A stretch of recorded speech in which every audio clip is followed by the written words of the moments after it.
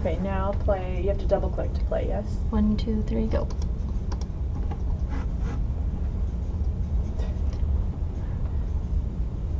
What seconds are you on? At 4, 7. 5, 6, 7. So we're a little bit off, that's fine. 9. Childhood is a period of massive development. The brain rewires itself several times over during childhood, and the body goes through extraordinary transitions. This has huge effects on the emotions, intelligence, behavior, and the way children interact with others. The consequences are quite profound. It would seem silly to compare the emotions of a baby in arms with a 5-year-old, or the behavior of primary and secondary school pupils. To do so would not be to compare like with like. Babies and adolescents are almost like different species. But children's services do not pay as much attention to child development as they might.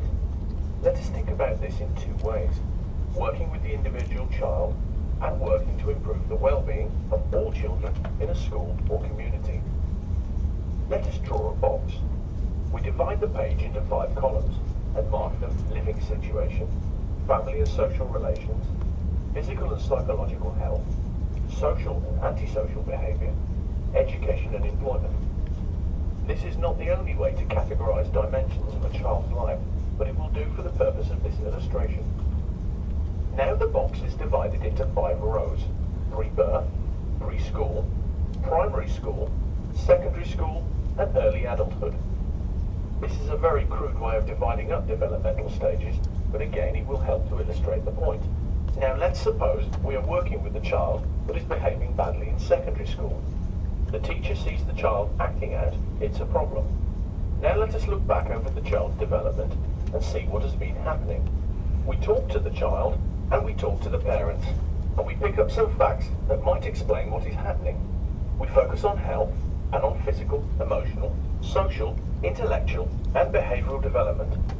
As before, there are other ways of categorizing children's development, but this one will do for now. The child is born into a family with mum, dad, and a 2-year-old sister.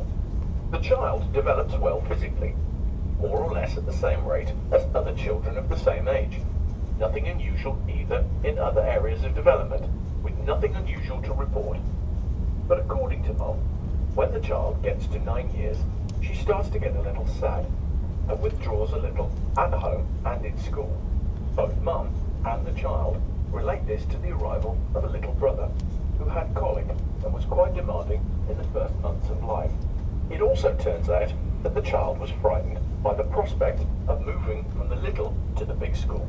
A little more inquiry reveals that mum and dad have not been getting on as well as usual, partly explained by the new arrival and partly by dad moving to short hours in work. The inquiry could continue, but there is sufficient information to begin to see how a view on development makes us think differently about the child's situation. First, we can see some continuities and discontinuities.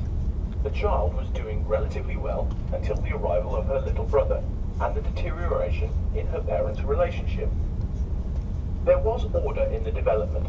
For example, prior to the problems, the child's reading ability was consistent with her enjoyment in school. Developmental gains in one area, such as social and emotional regulation, produced benefits in others, such as attentiveness. It was only in the first year of secondary school that there was a sudden dip in the child's behavior. Now let's take a different question. Improving outcomes for children in a whole school or local authority. This time we make 4 columns, crudely representing the different stages of children's development. A line is drawn across the middle of the page. The top row represents all children. The bottom row, those whose health or development is impaired. Now the school or community can identify the activities that are